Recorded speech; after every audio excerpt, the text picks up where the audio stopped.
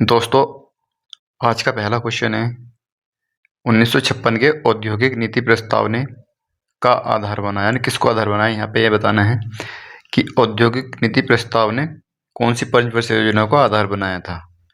तो इसका आंसर हो जाएगा, जाहिर सी बात है, 1956 में कौन सी पंचवर्षीय योजना थी। सेकंड 5 ईयर प्लान जो चल रही थी वो थी 1956 में, यानी कि दूसरी पंचवर्षीय योजना। ऑप्शन नंबर बी ठीक हो जाएगा इसका। 1956 दूसरी पंचवर्षीय योजना चल रही थी। पहली पंचवर्षीय योजना जो थी इसमें कृषि को आधार बनाया गया था, यानी कि कृषि को प्राथमिकता दी गई थी पहली पंचवर्षीय योजना में। इसका समय था 1951 से लेकर 1956 तक का इसका समय था। दूसरी में उद्योगों को, जाहिर सी बात में देखा गया, उद्योगों को प्राथमिकता दी गई थी। और तीसरी पंचवर्षीय योजना जो थी, जो थर्ड 5 ईयर प्लान था, इसमें कृषि और साथ में उद्योग दोनों को ही प्राथमिकता दी गई थी। अब एक बात आती है इसके डेट पर। ये पंचवर्षीय योजनाएं हैं, इनके सन पूछ ली जाती है कि 7वीं पंचवर्षीय योजना कब से कब तक थी, 5वीं कब से कब तक थी, इस तरह से पूछ लिया जाता है। तो दिक्कत कहाँ पे आती है? दिक्कत यहाँ पे आती है कि इसमें बीच बीच में जो है योजना अवकाश आया था। जो बीच में योजना अवकाश आया था उसकी वजह से इनको याद करने में दिक्कत सी होती है, या कहें इसमें थोड़ा सा कन्फ्यूजन हो जाता है उनके वजह से। तो इसलिए हमने थोड़ी सी एक इसकी ट्रिक है, वो मैं आपको बताता हूँ किस तरह से इसको याद करना है। देखिए मैं कैसे याद करेंगे इसको। हम क्या करेंगे, सबसे पहले हम लिख लेंगे। हमें पता है कि 1951 से लेकर और 56 तक पहली चली थी, ये सबको पता है, सब पता रहता है कि 1951 से शुरू हुई थी। 1956 से लेकर 1961 तक दूसरी रही थी, और तीसरी जो रही थी वो 1961 से लेकर 66 तक रही थी। ये हमें बस इतना याद करना है यहाँ पर। इसके बाद हमें यहाँ देखा है कि 3 पंचवर्षीय योजनाएं चली। ये 3 के बाद 3 चली, फिर 3 के बाद जो है 3 का गैप आया 66 के बाद। 1966 से 1969 3 साल का गैप रहा 3 पंचवर्षीय योजनाएं चलने के बाद। अब इसके बाद यहाँ पर क्या हुआ था, ये पहली है, ये दूसरी है, ये तीसरी है। यहाँ पर ये योजना अवकाश आ गया था, यहाँ पर ये योजना अवकाश आया यहाँ पर। अब क्या हुआ, ये चौथी पंचवर्षीय योजना थी, ये 1969 से 1974 तक चलेगी, चौथी। इसके बाद 1974 से 5वीं पंचवर्षीय योजना केवल ऐसी एक पंचवर्षीय योजना है जो पूरे 5 साल नहीं चल पाई थी, केवल 4 साल चली थी।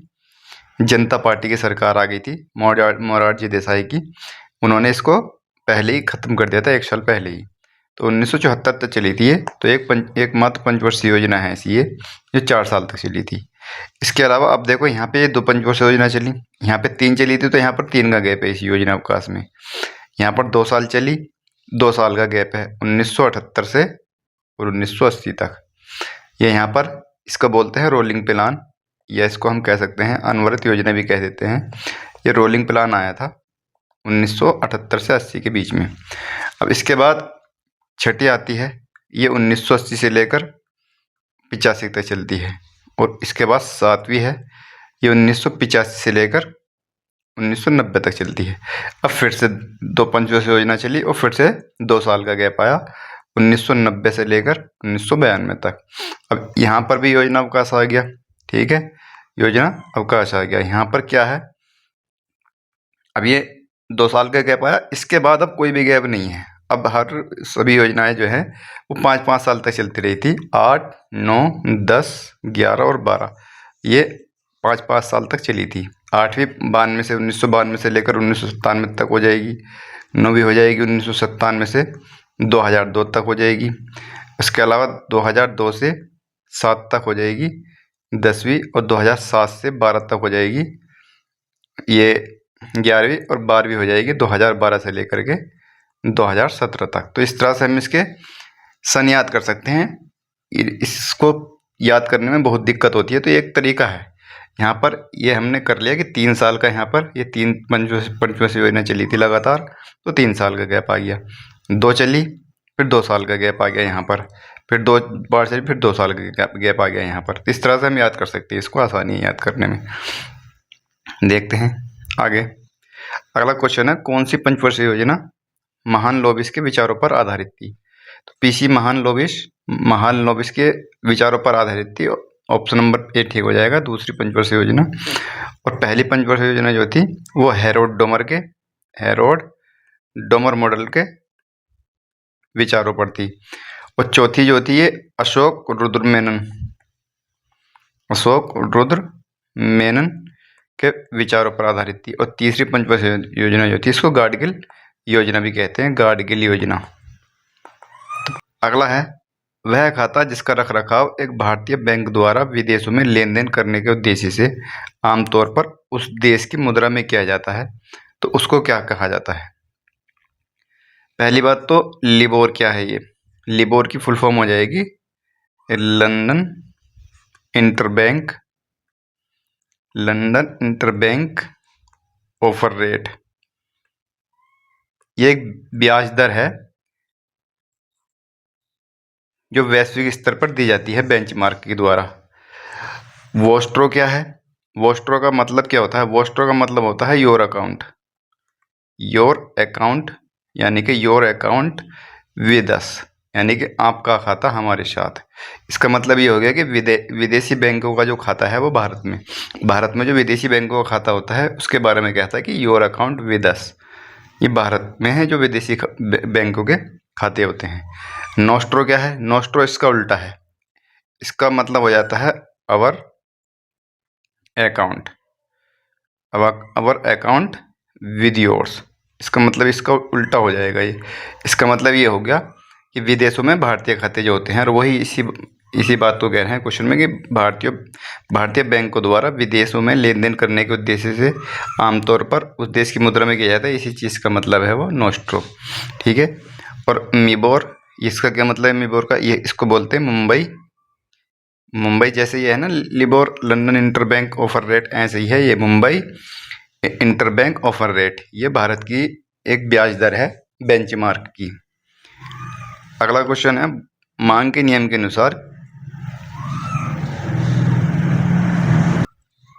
अनुसार किसी वस्तु के लिए उपभोक्ता की मांग होनी चाहिए। मांग के अनुसार, मांग का नियम क्या कहता है, मांग का नियम ये कहता है, मांग का नियम जो बोलता है देखो अगर वस्तु की कीमत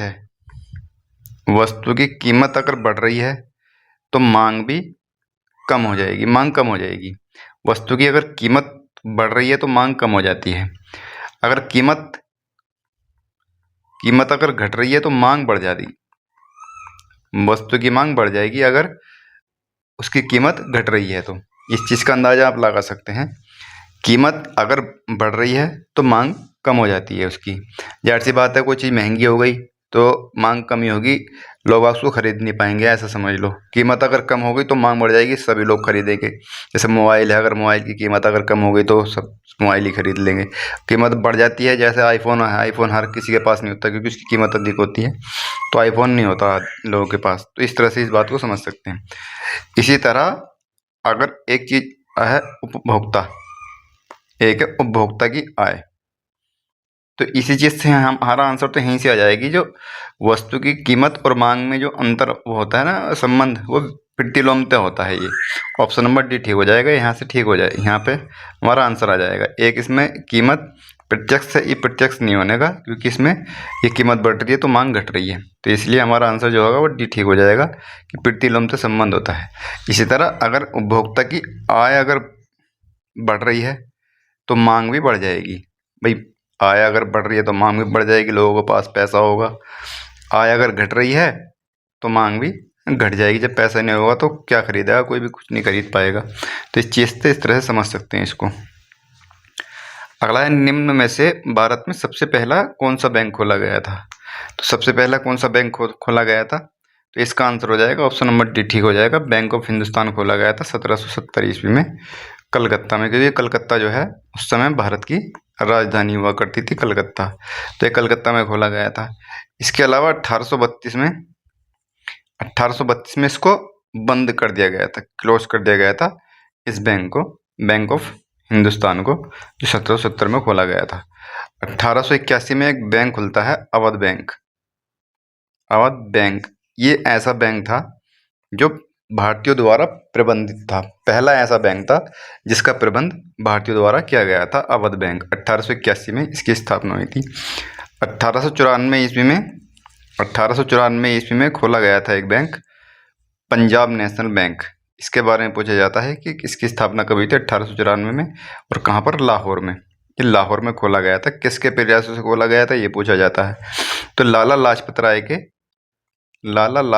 के प्रयासों से ये खोला गया था 1894 में लाहौर में। और ये पहला ऐसा बैंक बना था, पंजाब नेशनल बैंक, जो पूरी तरह से भारतीय पूंजी के साथ खोला गया था। पहला ऐसा बैंक था भारतीय पूंजी के साथ। तो भारतीयों द्वारा प्रबंधित जो बैंक था वो 1881 में अवध बैंक था।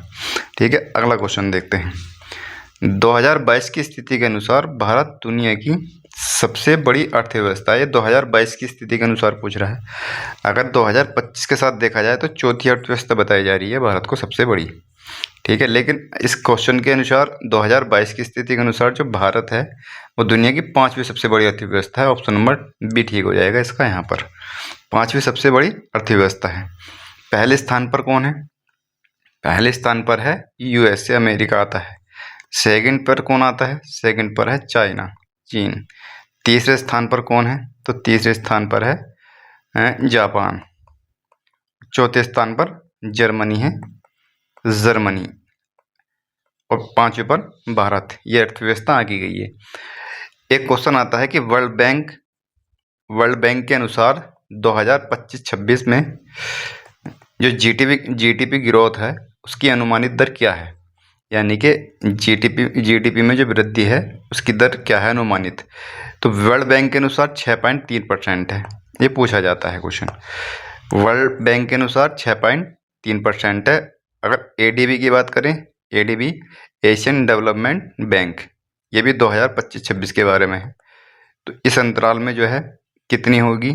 ये अनुमानित वृद्धि दर है 6.5% है एडीबी के अनुसार। एक आईएमएफ के ले लेते हैं, इनके बारे में हमें पता होना चाहिए। और भी हैं अनुमान, तो और भी निकल जाती है, और भी निकालते हैं, लेकिन हमें ये world bank, Asian development bank और इंटरनेशनल मॉनेटरी फंड, इसके बारे में हमें पता होना चाहिए। तो इसकी है 6.6% अनुमानित दर, तो ये हमें पता होनी चाहिए। अगला है प्रधानमंत्री जन आरोग्य योजना पीएमजे, भारत सरकार द्वारा 2018 में शुरू की गई थी। पहली बात तो यही पता लग रही है हमें कि पीएमजे योजना जो है वो 2018 में शुरू की गई थी। ये क्वेश्चन हमारा यहाँ से मिल गया। सबसे कमजोर वर्गों को कौन सी सुविधा प्रदान करने के लिए शुरू की गई थी ये? तो यहाँ पर बताना है कौन सी सेवा, औद्योगिक, कृषि या स्वास्थ्य। तो ऑप्शन नंबर डी ठीक हो जाएगा। प्रधानमंत्री जन आरोग्य योजना पीएमजे स्वास्थ्य, इस स्वास्थ्य सुविधा प्रदान करने के लिए शुरू की गई थी। स्वास्थ्य मंत्री के बारे में पूछ रहा जाता है कि स्वास्थ्य मंत्री कौन है? तो इस समय स्वास्थ्य मंत्री जो हैं वो जेपी नड्डा हैं। जेपी नड्डा स्वास्थ्य मंत्री हैं। अगर बात करें आयुष मंत्री की, आयुष मंत्री कौन है पूछ लिया था। आयुष मंत्री हो जाएंगे, आयुष मंत्री हैं प्रताप राव यादव। प्रताप राव यादव ये आयुष मंत्री हैं। अगला क्वेश्चन है कुल उपयोगिता में वह परिवर्तन जो वस्तु की एक अतिरिक्त इकाई के उपयोग से होता है। इस क्वेश्चन को समझना बहुत अच्छा क्वेश्चन है। कुल उपयोगिता में परिवर्तन जो वस्तु की एक अतिरिक्त इकाई के रूप में होता है, इसको कहते हैं, ऑप्शन नंबर सी ठीक हो जाएगा, सीमांत उपयोगिता।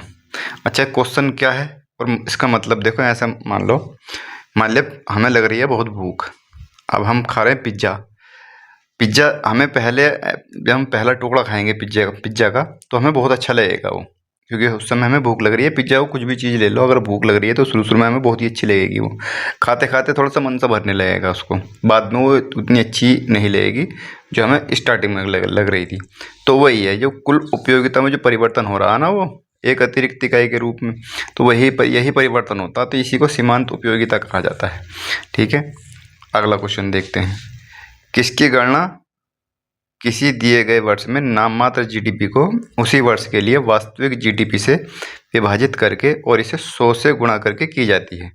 तो इसका आंसर हो जाएगा ऑप्शन नंबर ए ठीक हो जाएगा, जीडीपी डिफ्लेटर। ठीक है, और इसका जो फॉर्मूला होता है ये बताए रखा है इसमें। नाममात्र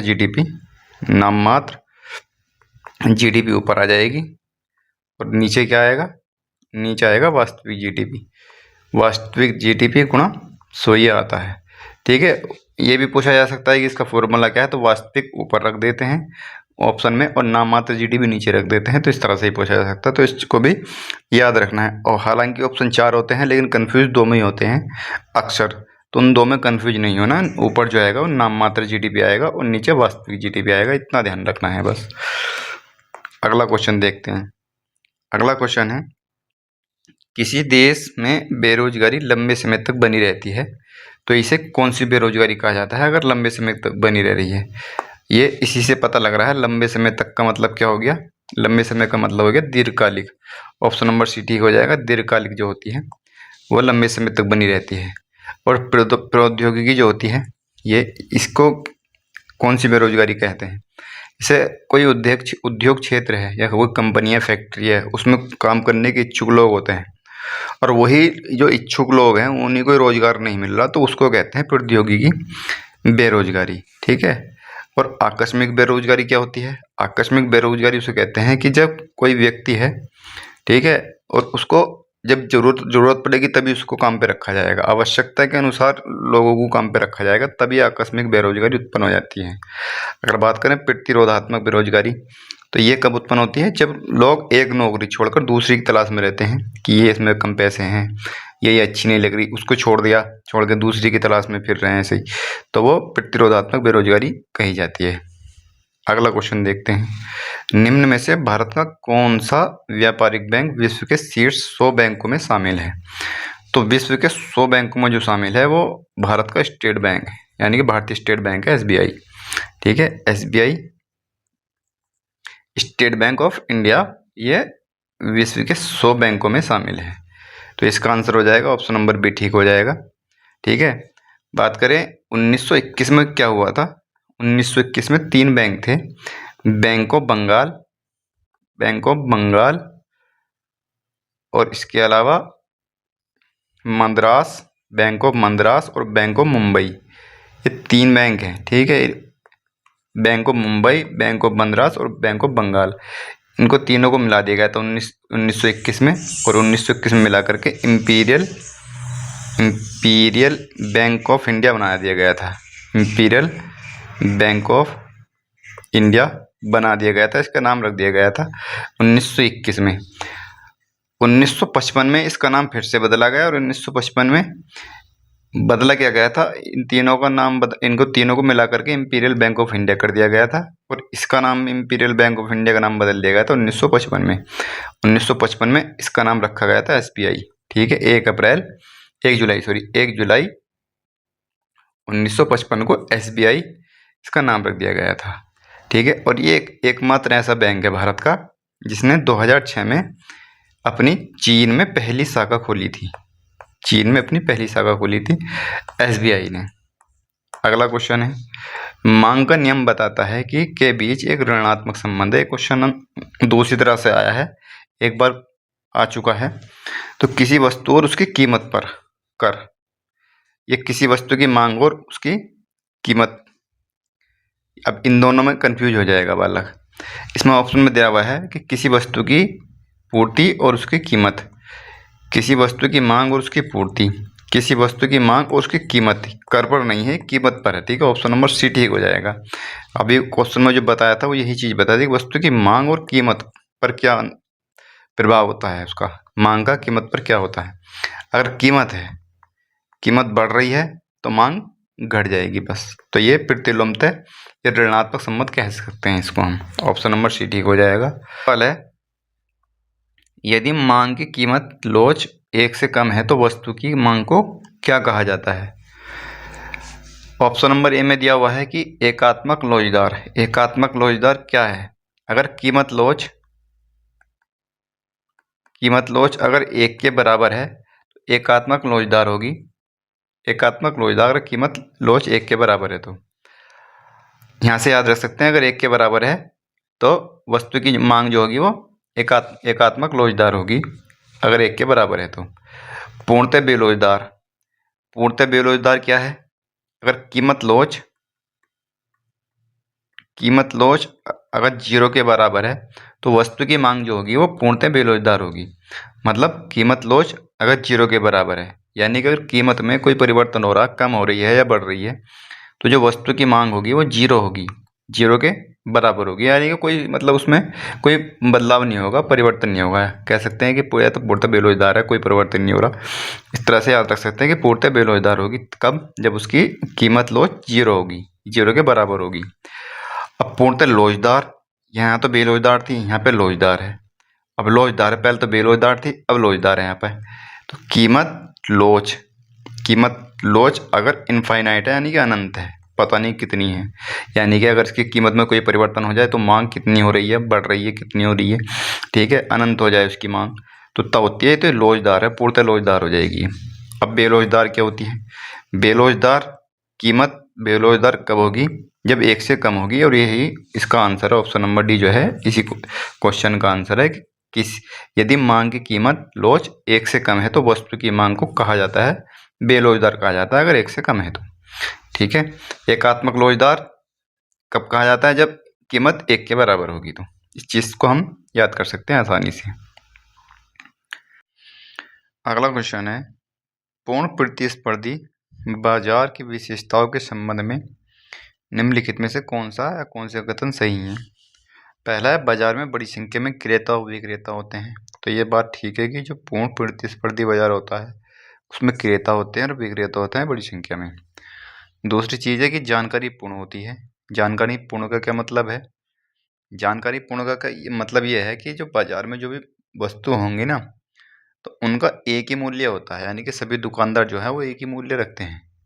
तो इसका मतलब होता है, यही इसमें बात की गई है कि जो जानकारी होती है ना वो पूर्ण होती है। तो ये इसका मतलब ये होगा कि दोनों ठीक हैं, 1 और 2 दोनों सही है। अगला क्वेश्चन है, मांग वक्र के संबंध में निम्नलिखित में से कौन सा कथन सही है? मांग वक्र, यह मांग फलन का एक ग्राफिक चित्रण है। तो बिल्कुल ठीक है कि मांग फलन का ही एक ग्राफिक चित्रण होता है जो मांग वक्र होता है। यह उपभोक्ता द्वारा प्रत्येक मूल्य पर मांगी गई मात्रा को प्रकट करता है। बिल्कुल ठीक है, कोई चीज़ हमने दुकानदार कोई चीज़ किसी उपभोक्ता को देता है, उसकी जो कीमत मांगता है वो उस मात्रा को प्रकट करता है। तो ये बात ठीक है, ऑप्शन नंबर ये हो जाएगा, 1 और 2 दोनों ठीक, ऑप्शन नंबर बी ठीक हो जाएगा इसका। अगला है, वर्तमान में भारत में सार्वजनिक क्षेत्र के बैंक कितने हैं? तो कितने बैंक हैं? ऑप्शन नंबर डी ठीक हो जाएगा, कम हो गए हैं। कम होने का मतलब यह है कि ये विलय हो गए। विलय होने के कारण ये 12 रह गए हैं। जो सार्वजनिक क्षेत्र के बैंक हैं वो 12 हैं। जैसे विजया बैंक है, विजया बैंक प्लस देना बैंक, इसको 2018 में बैंक ऑफ बड़ौदा बना दिया गया था।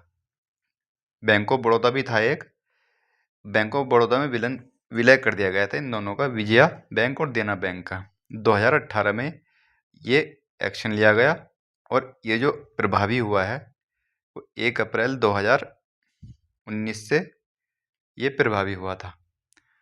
इसके अलावा इलाहाबाद बैंक है, इलाहाबाद बैंक था, ये भी सार्वजनिक बैंक था पहले। अब इसको क्या कर दिया गया है? इसको कर दिया गया इंडियन बैंक में विलय, इसका इंडियन बैंक में इसका विलय कर दिया गया है। इसके अलावा सिंडिकेट बैंक था, इसका जो किया गया था विलय, इसका किया गया था केनरा बैंक में। क्वेश्चन आ सकता है कि निम्नलिखित में से किस बैंक का जो है केनरा बैंक में विलय किया गया था, इस तरह से क्वेश्चन बन सकता है। तो इसलिए इन चीज़ें इंपॉर्टेंट चीज़ें हैं। इसके अलावा आंध्रा बैंक है, आंध्रा बैंक और एक कॉरपोरेशन बैंक है। ठीक है, आंध्रा बैंक और कॉरपोरेशन बैंक है। इसका जो विलय किया गया था तो वो यूनियन बैंक ऑफ इंडिया में कर दिया गया था, यूनियन बैंक ऑफ इंडिया में।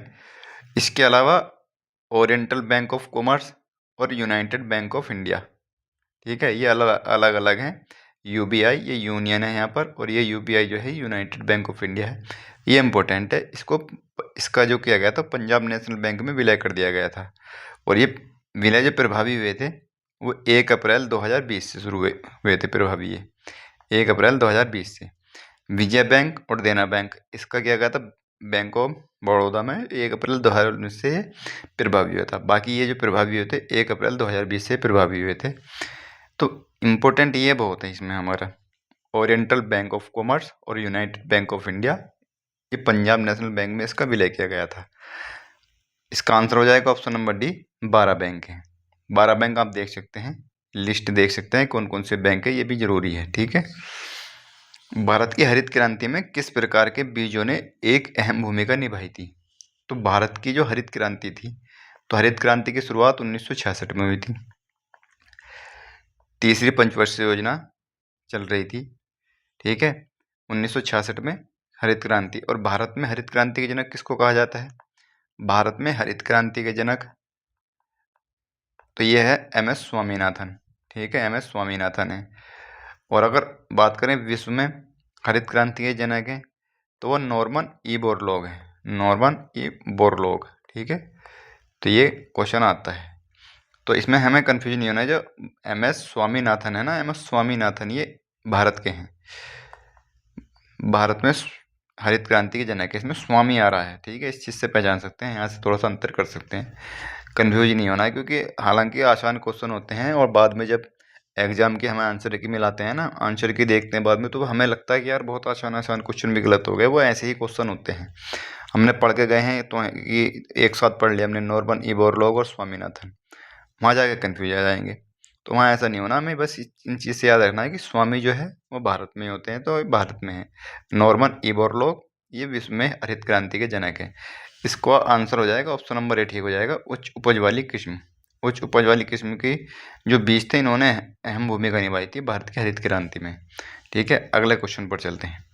अगला क्वेश्चन है, भारत की जो दूसरी पंचवर्षीय योजना थी, 5 ईयर प्लान सेकेंड, तो ये किस पर केंद्रित थी?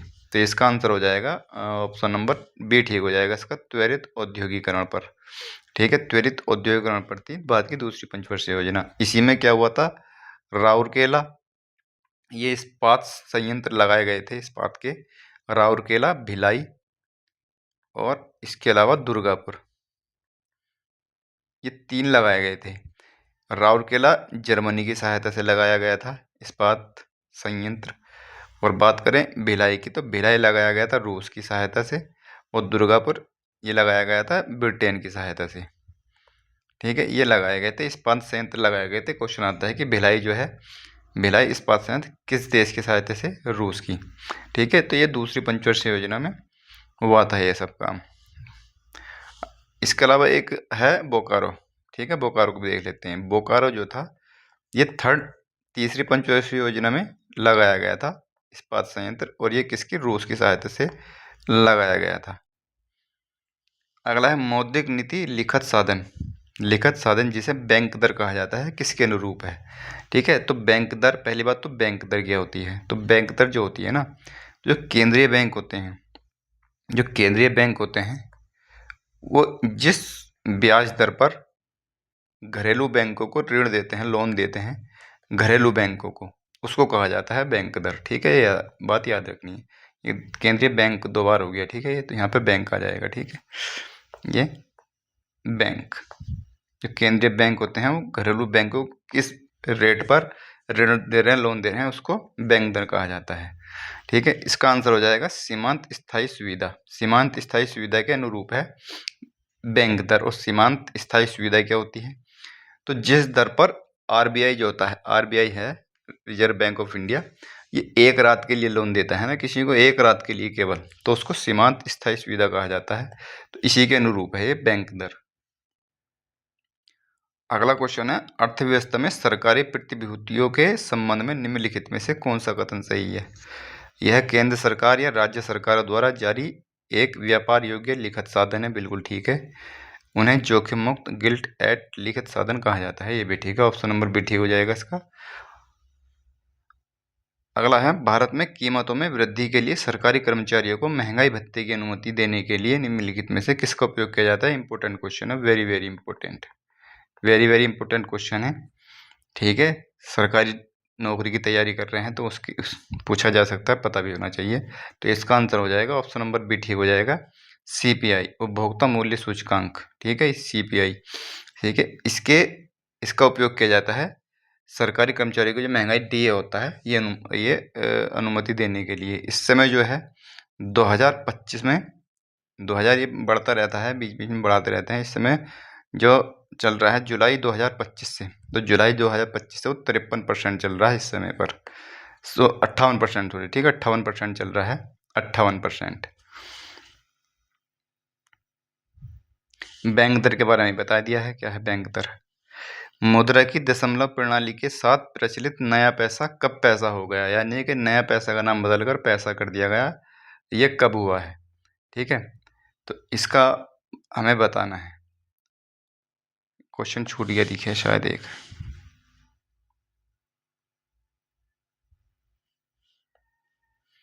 ठीक है, तो इसका आंसर बताना है, तो इसका आंसर हो जाएगा ऑप्शन नंबर सी ठीक हो जाएगा, 1 जून 1964 से। 1 जून 1964 से नया पैसा पैसा कहा जाने लगा। पहली बात, जब मुद्रा की दशमलव प्रणाली थी, ठीक है, मुद्रा की दशमलव प्रणाली जो थी, ये मुद्रा की दशमलव प्रणाली, तो ये 1957 से प्रचलन में आई थी। पहली बात 1957 से प्रचलन में आई थी। 1957 से लेकर 1964 तक, 1957 से 1964 तक जो टकसाल से बने हुए पैसा होता था, टकसाल से जो बना हुआ पैसा होता था, उसी को नया पैसा कहा जाता है, जो टकसाल से बनता था पैसा। 1957 से 1964 के तक। 1 जून 1964, 1 जून 1964 को क्या हुआ, 1 जून 1964 को इसका नाम बदलकर पैसा कर दिया गया, नया पैसा का, ठीक है। ये टकसाल से बना हुआ जो पैसा होता था उसको नया पैसा कहा जाता था। 1957 से 1964 तक, 1 जून 1964 को पैसा कर दिया गया था। ये इसका आंसर है, ठीक है। एक क्वेश्चन और है, ये 1862 ये वो सन है जब भारत में सबसे पहले कागजी मुद्रा का प्रयोग हुआ था, कागजी मुद्रा का सबसे पहले, ठीक है, ये वो सन है, तो ये भी याद रखनी है। अगला है 2011 की जनगणना के अनुसार भारत की जो अनुमानित साक्षरता दर कितनी है। तो भारत की जो साक्षरता दर है ऑप्शन नंबर ए ठीक हो जाएगा, 74.4% हो जाएगा। इसमें अलग अलग भी पूछा जा सकता है, पुरुष की और महिला की, ये अलग अलग भी पूछा जा रहा है, अलग ही पूछा जाता है अक्सर, ठीक है, क्योंकि अब थोड़ा सा लेवल बढ़ गया, पहले इस डायरेक्ट ये पूछ लिया जाता था। तो पुरुष की कितनी है, 82.14% है साक्षरता दर जो है। महिलाएं जो हैं वो 65.46% साक्षर हैं, ये मतलब इस चीज़ का, ठीक है। और सबसे ज़्यादा जो साक्षरता है वो केरल राज्य की है, ठीक है। और अगर बात करें यूटी के बारे में पूछा जाता है, यूनिटरी टेरिटरी यानी कि केंद्र शासित प्रदेश के बारे में पूछा जाता है, तो केंद्र शासित प्रदेश में जो है लक्षद्वीप राज्य की जो है सबसे अधिक साक्षरता है। अगला क्वेश्चन है 2011 की जनगणना के अनुसार भारत का लिंगानुपात क्या है। भारत का लिंगानुपात 2011 की जनगणना के अनुसार ऑप्शन नंबर ए ठीक हो जाएगा, 943 महिलाएं 1000 पुरुषों पर 943 महिलाएं हैं, ये भारत का लिंगानुपात है। बात करें सबसे अधिक जो लिंगानुपात है केरल का है, केरल का है, यानी कि 1000 पुरुषों पर 1084 महिलाएं हैं, यानी कि अधिक हैं, तो ये सबसे अधिक है। हरियाणा में कम है, ठीक है, हरियाणा में कम है, 879 महिलाएं हैं प्रति 1000 पुरुषों पर, ठीक है। भारत का जनसंख्या घनत्व के बारे में देख लेते हैं। जो भारत का जनसंख्या घनत्व है ना, जनसंख्या घनत्व वो 382 व्यक्ति प्रति किमी वर्ग पर निवास कर रहे हैं। 382 व्यक्ति प्रति वर्ग किमी, ठीक है, ये वर्ग किमी पर निवास कर रहे हैं। 382 भारत का जो जनसंख्या घनत्व है। बिहार का जो जनसंख्या घनत्व वो सबसे अधिक है, बिहार का अधिक है, यानी कि 1106 व्यक्ति प्रति 1000 किलोमीटर पर, ठीक है, प्रति 1006 व्यक्ति प्रति 1 किलोमीटर, 1 किलोमीटर मतलब 1000 मीटर पर निवास कर रहे हैं, ठीक है ये। और अगर बात करें अरुणाचल प्रदेश की, अरुणाचल प्रदेश में सबसे कम है, अरुणाचल प्रदेश में 17 व्यक्ति प्रति 1000 मीटर या 1 किलोमीटर पर निवास कर रहे हैं। अगला है मुक्त बाजार अर्थव्यवस्था किसका एक महत्वपूर्ण पहलू है। तो मुक्त बाजार अर्थव्यवस्था किसका एक पहलू हो जाएगा, तो ऑप्शन नंबर सी ठीक हो जाएगा, पूंजीवाद का। मुक्त बाजार अर्थव्यवस्था में जो होता है वो सरकारी नियंत्रण नहीं रहता है, सरकारी नियंत्रण नहीं होता है, ठीक है इसमें, और ये पूंजीवाद में ऐसा होता है। भारत में राष्ट्रीय निवेश कोष के संबंध में निम्नलिखित में से कौन सा कथन सही है? इसे 2005 में बनाया गया था, बिल्कुल ठीक है। जो भारत में राष्ट्रीय निवेश कोष है, राष्ट्रीय निवेश कोष मतलब NIF, NIF इसकी फुल फॉर्म क्या हो जाएगी? नेशनल इन्वेस्ट फंड, ये हो जाएगा इसका फुल फॉर्म, ठीक है। तो इसकी 2005 में बनाया गया था और इसकी वार्षिक आय 75% का उपयोग स्वास्थ्य, शिक्षा और रोजगार को प्रोत्साहित करने वाली योजनाओं में किया था, बिल्कुल ठीक है, 75%। इसे 2018 में भंग कर दिया गया था। भंग नहीं किया जा सकता क्योंकि ये स्थायी संस्था होती है, ठीक है, ये स्थायी है, इसका भंग नहीं किया जा सकता, तो ये गलत हो जाएगा। तो इसका आंसर हो जाएगा केवल 1 और 2 ठीक है, ऑप्शन नंबर सी ठीक हो जाएगा इसका। तो ये कुछ इंपॉर्टेंट क्वेश्चन थे और अगली वीडियो में आएंगे और अच्छे अच्छे क्वेश्चन आएंगे, ठीक है।